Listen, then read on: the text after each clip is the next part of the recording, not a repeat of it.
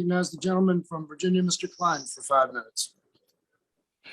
Thank you, Mr. Chairman. I want to thank Director Swagel for being here today as well.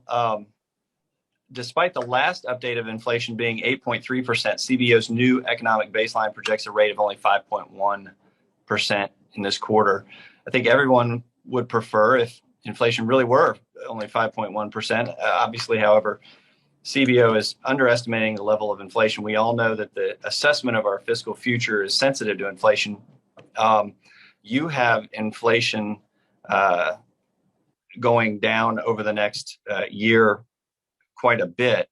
Can you talk about if inflation does stay at the rates that we're seeing now, the impact that would have on families, particularly those who are working on fixed incomes? Absolutely. It's the inflation we've seen already poses an important challenge for families. It means that family incomes just don't go as far. And so even though wages are up, nominal wages are up, prices are up by more. And so most Americans over the past year have seen their real, their real take-home pay go down. And if that continues, as you say, that would continue to pose an important challenge for families. Now, we're expecting federal deficits to exceed $2 trillion by 2031 and 2032, going on in perpetuity. The president's budget does nothing to address these deficits going forward, does nothing to move us towards fiscal responsibility or balance in any way.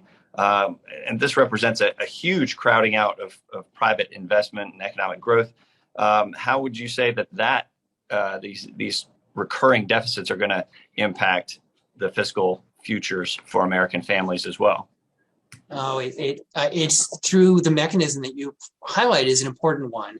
That the deficit over time, as it gets larger, crowds out private spending, private investment, and that leads to higher interest rates than otherwise. That affects American businesses, American families. It affects job creation. It affects productivity. Again, this is in our forecast. This is not a crisis. We don't have a recession in our forecast, but it's more like a slow undermining of the the foundation of success for the American economy.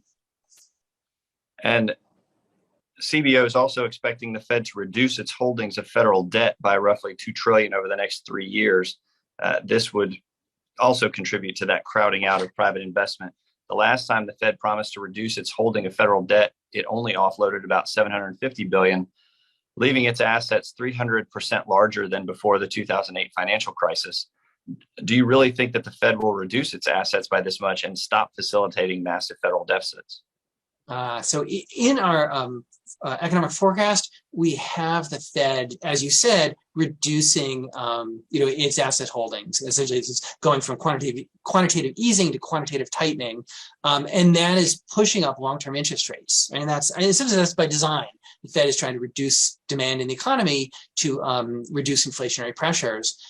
But that has an impact. It has an impact on families and on businesses. And of course, the challenge for the Fed is getting that right and reducing inflation without excessive negative effects on families and businesses. The government is repositioning and implementing more of this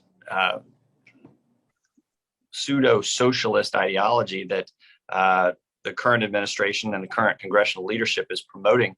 Government right now spends $4 on wealth redistribution for every dollar that it spends on government services. This uptick represents, as I said, a decades-long shift of the government moving closer to this pseudo-socialist dystopia of the left. Does the CBO have a position on this trend and the increasing use of government to redistribute wealth as opposed to support economic growth? Okay. I would say that the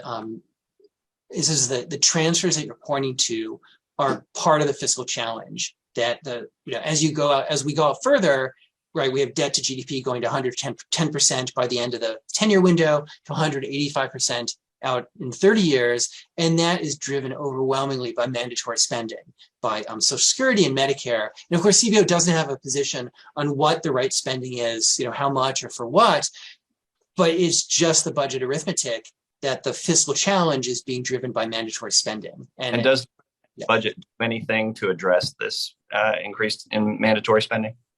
No, our projection is current law. So current law has this very challenging fiscal trajectory. And that's the greatest tragedy of this administration. Thank you. I yield back.